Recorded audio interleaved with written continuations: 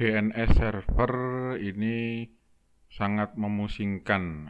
Jadi seandainya kita membuat DNS server menggunakan mikrotik, itu mungkin mudah-mudah saja karena segala pengaturan di mikrotik itu sudah dibikinkan otomatis. Nah, yang membuat ruwet adalah ketika kita membuat DNS server pribadi menggunakan bind di server Linux. Jadi ada beberapa ketentuan yang harus dipenuhi, ada opsi-opsi yang harus diisi pada bind. Nah, agar DNS server menggunakan bind ini bisa aktif dan bisa digunakan oleh klien. Sebelumnya mari kita lihat kalau kita mengerjakan tugas UKK secara default. Ini DNS server sudah dibuat, kita cek root. Nah, kita cek dulu apakah ini saya sudah membuat DNS server ya. Saya cek bind saya apakah sudah berjalan dengan baik atau belum. Bind 9. Nah, ini server bind sudah berjalan dengan baik. Bisa dilihat isinya etc bind named.conf.defaultzone. Nah, di situ saya membuat URL domain sendiri hari.net, nama panggilan .net. Kemudian IP-nya menggunakan IP kelas A. Jadi depannya 10. File DB-nya juga sudah terisi dengan baik. Nah, ini db.nama panggilan. Nah, itu sudah ada domainnya hari.net, kemudian subdomainnya ada ns, www, dan ujikom. Tidak ada kesalahan di situ. Untuk zona reverse-nya, db reverse, ini db.10 sama. Ada domainnya hari.net, kemudian ada sub-subnya di IP yang sama, ns, www, dan ujikom. Nah, mari kita tes apakah domain kita ini bisa dinikmati oleh klien apa tidak. Untuk tes yang pertama, kita coba di PC sysadmin. Ya, PC sysadmin kita arahkan ke PC sysadmin, kita cek menggunakan nslookup. Jadi jalankan command prompt cmd. Kita coba nslookup hari.net. Ya. Kemudian nslookup alamat IP bind kita 10, untuk punya saya 10.552. Nah, ini ketika kita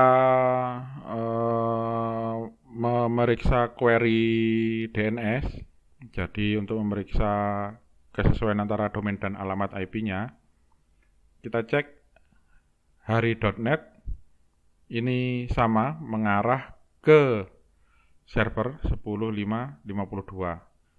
Untuk IP-nya juga, nah ini hari.net ada di 10.552. Akan tetapi, nah ini ternyata kita meminta alamat tersebut tidak menggunakan DNS server kita. Jadi kita tidak melalui 10.552.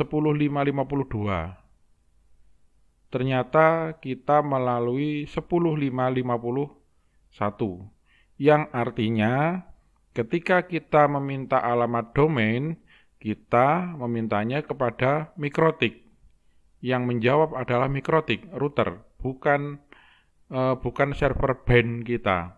Jadi bukan server Linux kita yang menjawab query DNS. Sama seperti ini untuk reverse, zona reverse yang menjawab adalah mikrotik, adalah router. Jadi bukan band yang menjawab permintaan. Padahal seharusnya yang menjawab adalah band. Server ini seharusnya beralamat di 10.5.52. Karena di alamat tersebut kita menginstal aplikasi server DNS band 9. Kita cek lagi, kita lihat di PC kantor. Nah, ini kantor 2. Ketika ini enggak ngefek ya, enggak bisa kelihatan. Tapi ini cukup kelihatan di sini di DHCP server.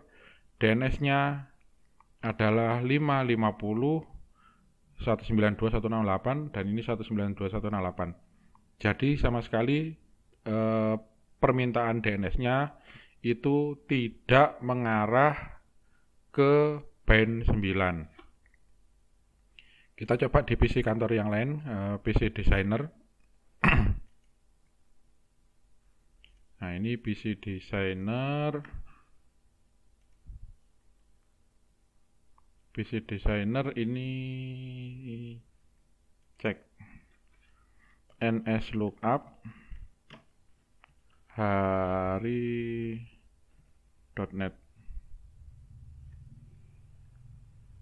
Oh, ini hotspot. Kita cek dulu, kita login dulu.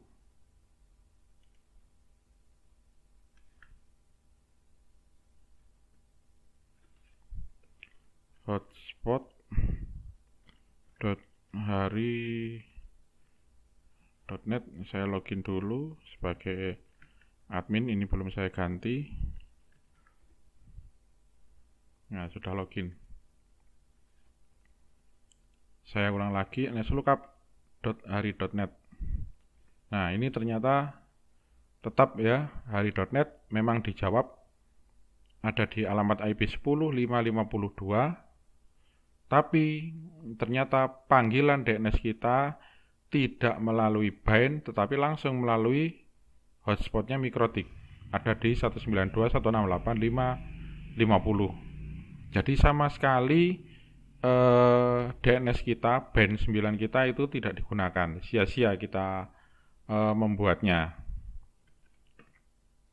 Kita cek lagi di web server ya. Saya report dulu.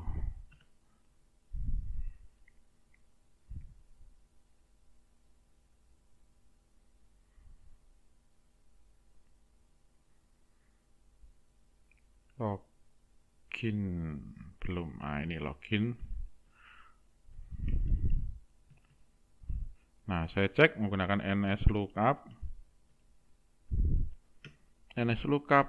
hari.net.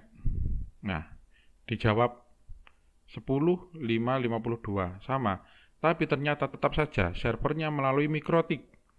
Bahkan di web server ini ketika melakukan permintaan DNS, dia tetap mengarah ke Mikrotik, bukan ke band 9. Bahkan ketika band 9-nya kita matikan, ini juga tidak ngefek. Artinya band 9 kita sia-sia kita buat. Sistem CTL stop band 9. Nah, ini. Kita ulang lagi. Dilihat dulu statusnya. Apakah band 9-nya benar-benar sudah berhenti. Nah, sudah berhenti. Ini inaktif atau dead. Statusnya inaktif, dead. Kita coba lagi nslookup. Nah, ini nslookup sama ya.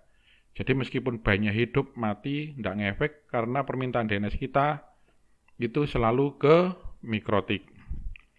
Saya coba menggunakan reverse-nya 10.552. Nah, yang menjawab adalah Mikrotik karena servernya ada di 10.551. Apa yang menyebabkan kita panggilan DNS kita ini selalu ke Mikrotik, tidak ke server band 9 kita? Ini bisa dicek melalui resolve ya. Ini isinya etc resolve.conf. Nah, ternyata DNS kita name servernya memang mengarah ke 10.5.51. Pak, bagaimana kalau misalnya diganti langsung, resolve-nya kita edit jadi 10.552? Bisa memang, tapi hanya berlaku untuk web server ini. Sementara klien lain akan tetap mendapatkan name server dari Mikrotik, tidak dari server band itu. Ya, jadi ini harus diubah secara menyeluruh. Bagaimana mengubahnya? Mari kita lihat. Kita menuju ke Mikrotik. Admin. Oh ya, saya tampilkan juga untuk Winbox.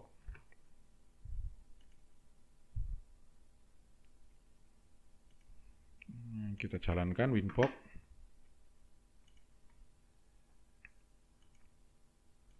Nah,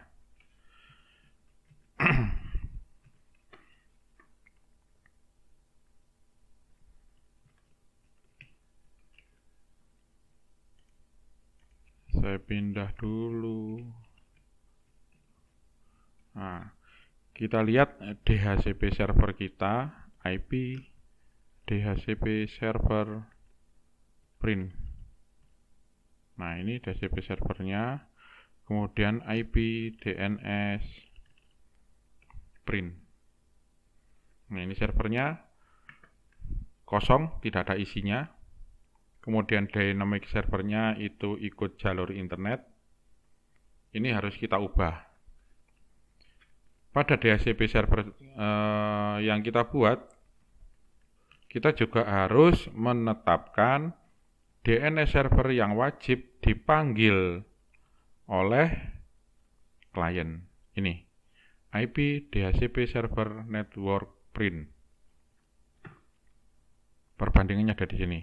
IP DNS print.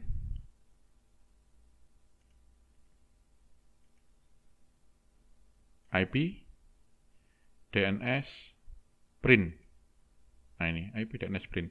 Servernya kosong, dynamic servernya ikut jalur internet.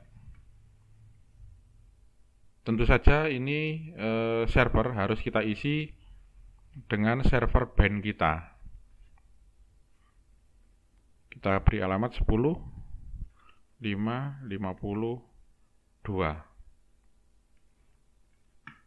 Nah, oke.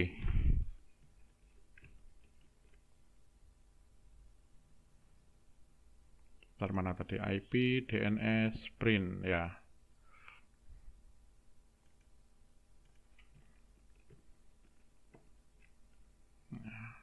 Kita cek IP, DNS, print. Ya. Sekarang sudah ada isinya 10.5.52. Nah, agar Mikrotik ini tidak mau menerima panggilan, tidak mau menjawab panggilan, ya, supaya nanti panggilannya itu dipaksa dialihkan ke band 9, maka ini opsi allow remote request ini harus dinonaktifkan. Ini. Allow remote request ini harus dinonaktifkan. Mari kita ubah. Nah, IP, DNS, edit, allow remote request. Nah, ini kita ganti dengan no. Nanti di Winbox otomatis centangnya dihilangkan. Otomatis centangnya hilang. IP DNS edit allow remote request diganti menjadi no. Kita lihat di Mikrotiknya. Nah, sudah hilang centangnya. Oke. Apalagi yang perlu kita atur? Nah, kita membuat DNS statik. IP DNS statik print. Nah, itu ada hari.net uji.com www. Nah, ini sebaiknya kita hilangkan. Kenapa? Karena statik ini sama saja memaksa panggilan terhadap domain ini diarahkan ke mikrotik. Jadi lebih baik dihapus. Kecuali yang hotspot, karena hotspot memang milik mikrotik. Untuk menghapusnya tinggal menghapus itu 234, kita mulai dulu menghapus dari 4. IP DNS static remove number 4. Kemudian remove number 3. Remove number 2.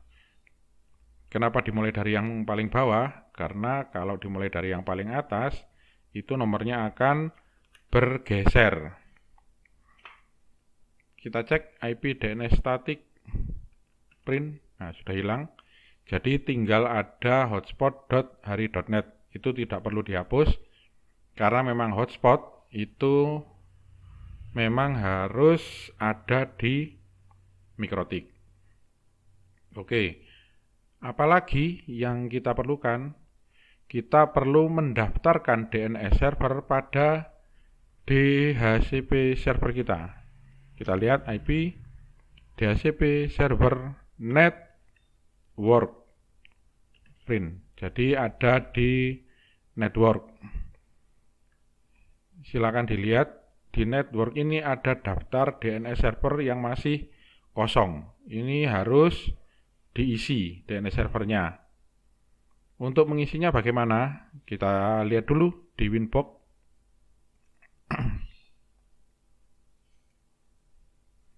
IP DHCP server network. Nah, print. Ini DNS-nya harus diisi, DNS servernya. Mari kita isi. IP DHCP server network edit. Ya. Dua-duanya baik nomor 1 maupun baik nomor 0 maupun nomor 1 itu DNS servernya harus diisi menggunakan alamat server bind kita. Jadi saya isi 10 5 52. Oke. Sekarang yang nomor 1. DNS server kita isi dengan alamat IP server bind.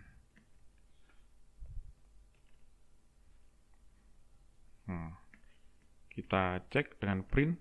Nah, itu sudah ada DNS servernya 10.5.52. Kita lihat di Winbox. Sudah tercantum di situ DNS servernya. Kemudian apa yang kita lakukan? Nah, agar band server kita dapat berfungsi secara penuh, ada opsi-opsi yang harus dibuat atau diaktifkan. Silakan disimak seperti ini. Ini kita mengatur konfigurasi bind option-nya. Jadi ada di name.conf.option.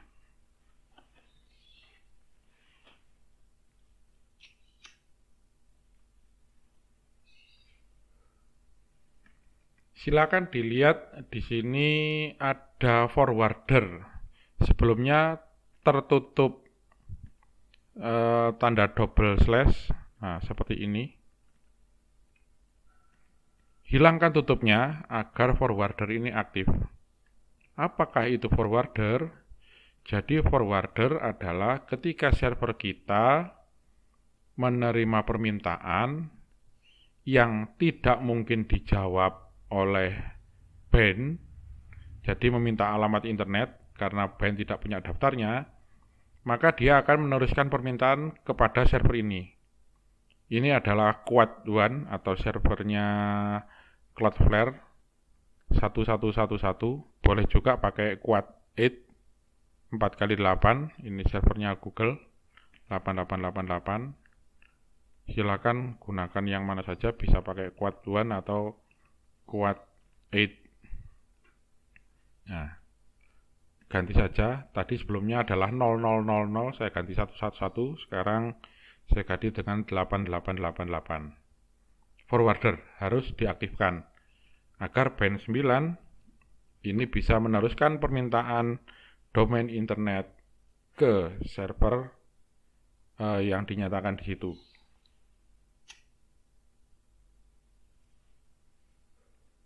Selanjutnya apa lagi? Selanjutnya kita lihat turun ke bawah. Nah, karena DNS server kita ini bukan merupakan DNS secure, berarti validasinya ini harus bernilai no. Sebelumnya nilainya adalah auto. Jadi kita ganti dengan no. Kemudian tambahkan dua kata kunci ini, allow query. Allow query ini digunakan agar server band kita ini dapat menerima permintaan nama domain dari network yang berbeda. Jadi defaultnya bentuk bakunya kalau tanpa allow query ini server kita bisa menerima panggilan dari jaringan server, tapi tidak bisa menerima permintaan atau tidak bisa menerima panggilan dari jaringan kantor atau jaringan hotspot. Agar bisa menerima permintaan dari semua jaringan, termasuk jaringan kantor atau jaringan hotspot, allow query ini harus dinyatakan dengan any. Jadi dia menerima permintaan name server ini dari network mana saja. Kemudian ditambahkan recursion yes. Recursion yes ini agar ketika ada masalah dia masih bisa mengulangi permintaan lagi. Jadi cukup opsi forwardernya dibuka dan diisi. Jadi ada forwarder, kurung buka, isinya kurung tutup. Kemudian DNS security-nya dijadikan no, validasinya dijadikan no. Allow query menerima permintaan dan rekursi perulangannya dinyatakan semua. Saya exit, saya simpan, saya restart bandnya. Sistem ctl restart band 9. Nah, kita lihat apakah ada error. Selalu dilihat karena band 9 ini sangat sensitif terhadap kesalahan. Nah, ketika ada merah-merahnya berarti ada yang salah. Ini sudah hijau, aktif, running, kemudian tidak ada kesalahan.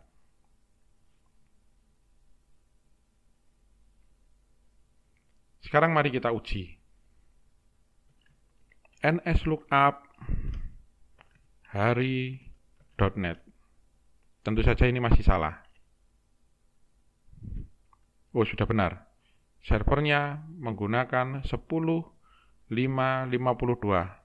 Kita cek resolve-nya, seharusnya resolve-nya sudah berada di 10.552. tcresolve.conf. Nah, ini resolve-nya sudah berganti. Tadi yang 10.551 sekarang sudah berganti dengan 10.552. Bagaimana dengan klien yang lain? Tentu saja kita harus cek. Misalnya PC admin, ini harus kita cek supaya DNS-nya sudah berganti ke 10.552. Nah, ini sudah berganti otomatis 10.552. Apabila belum berganti dengan 10.552, maka network ini harus di disable kemudian di enable. Ya. Apabila belum berganti. Sama dengan Debian yang tadi. Ini apabila belum berganti maka networknya harus di restart. Systemctl restart networking. Ini apabila resolve-nya belum berganti. Seharusnya resolve-nya berganti ke 10.552. Semua DNS server harus berganti ke 10.552.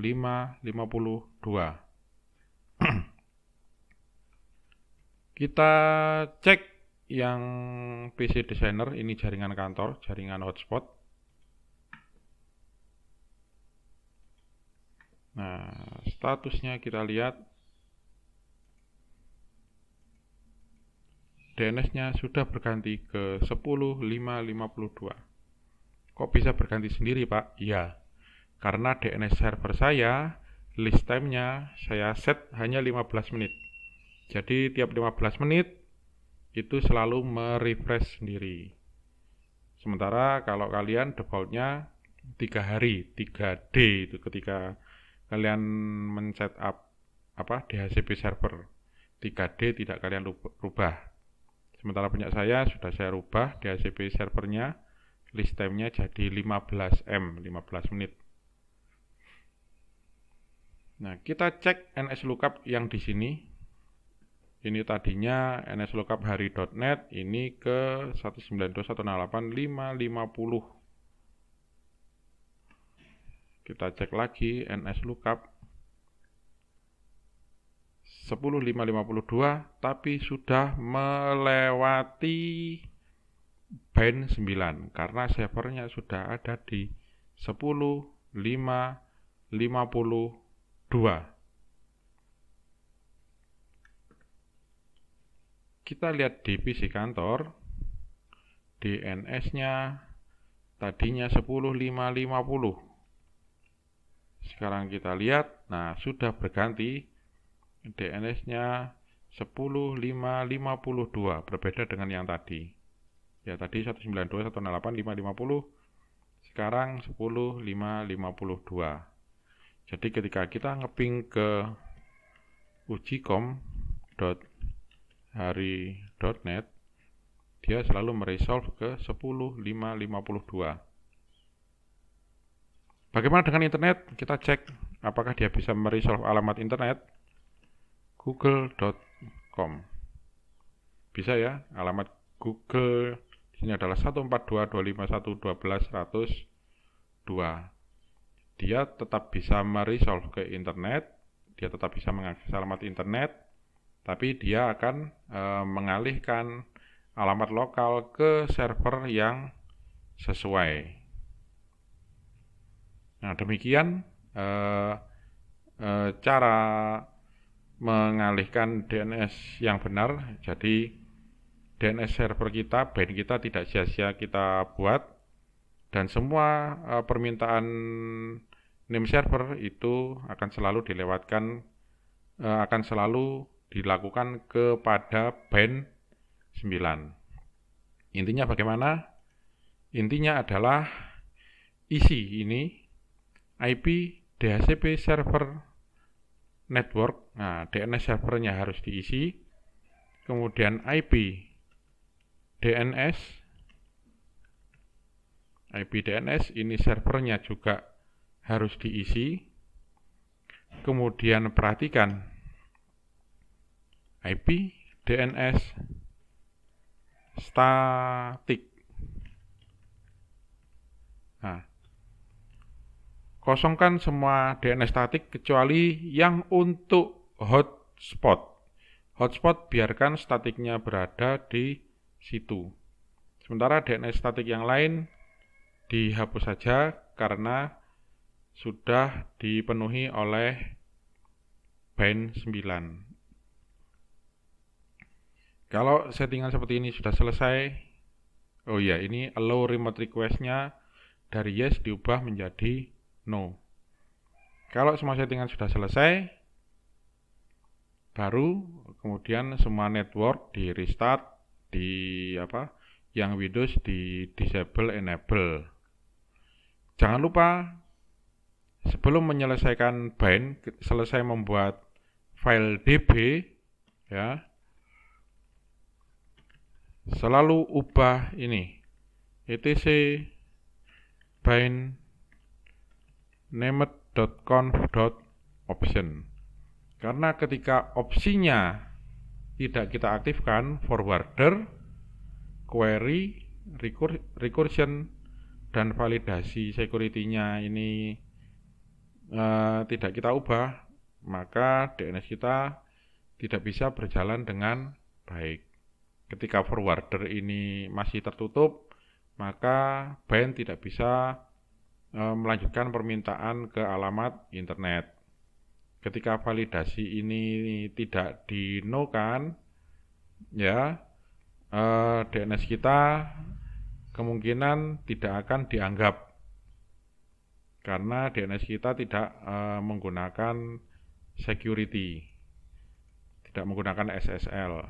Kemudian apabila allow query dan recursion ini tidak dinyatakan, maka DNS kita bind hanya bisa menerima panggilan dari jaringan server, tidak bisa menerima panggilan dari jaringan kantor atau jaringan hotspot. Nah, demikian penjelasan mengenai ruwetnya DNS server. Terima kasih. Assalamualaikum warahmatullahi wabarakatuh.